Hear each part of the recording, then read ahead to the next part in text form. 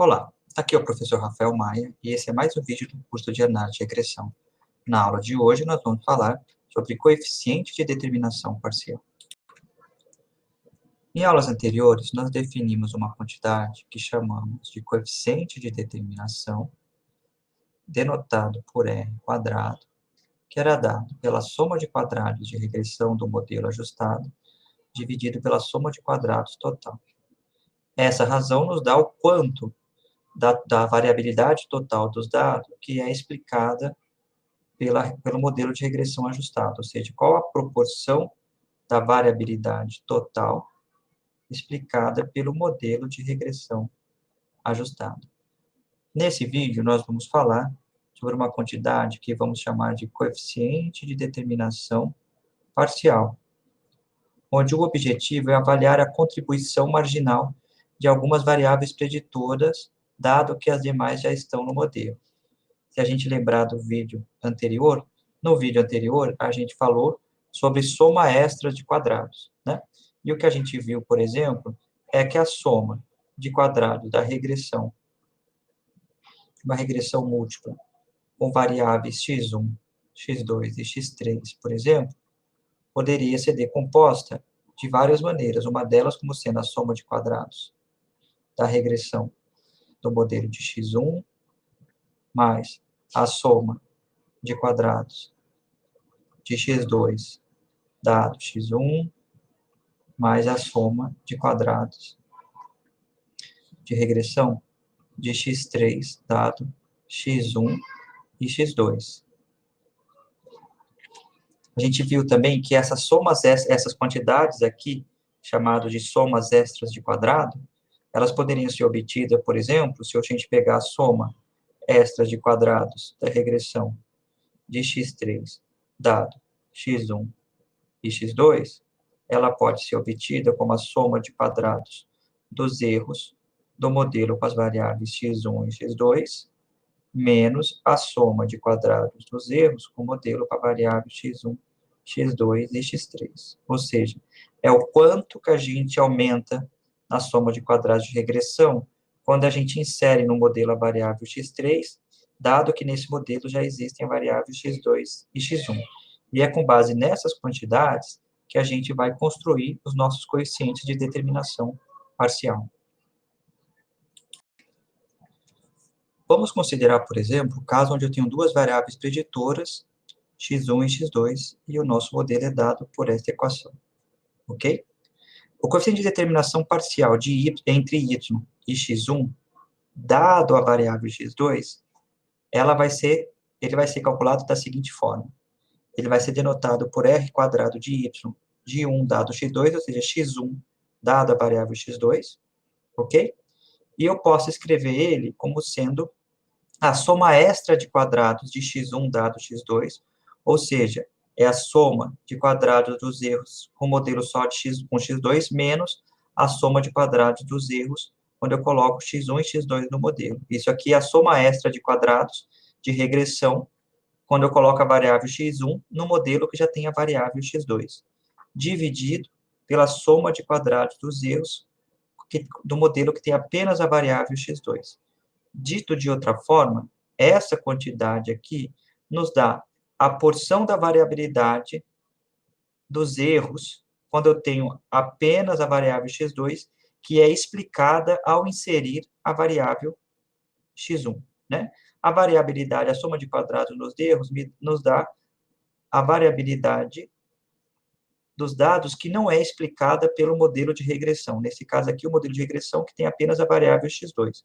Então, o nosso coeficiente de determinação parcial de 1 dado 2 é o quanto da variabilidade que é explicada no modelo, onde que eu acrescento a variável x1, quando eu comparo com o modelo que só tem a variável x2.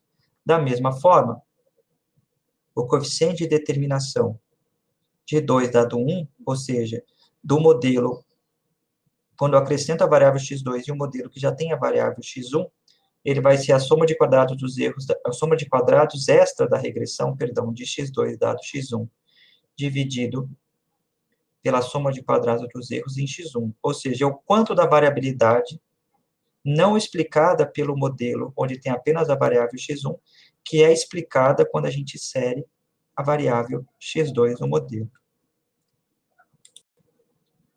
A gente tem, por exemplo, um modelo com 3 variáveis preditoras, yi igual a beta 0, mais beta 1, xi1, mais beta 2, xi2, mais beta 3, xi3, mais um epsilon a gente pode calcular o coeficiente de determinação parcial de cada uma das 3 variáveis, seguindo o mesmo raciocínio.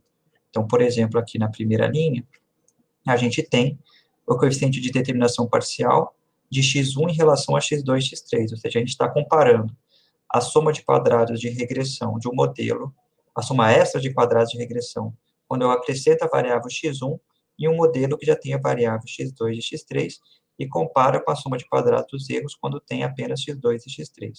Equivalentemente, a gente faz o r quadrado de y de 2 dado 1 e 3, o r quadrado de y de 3 dado 1 e 2. Com 4 variáveis, e a gente vai seguir a mesma lógica. Se a gente voltar ao exemplo dos dados de gordura corporal, lá no R, para se obter a soma de quadrados dos erros, a gente utiliza a função deviance.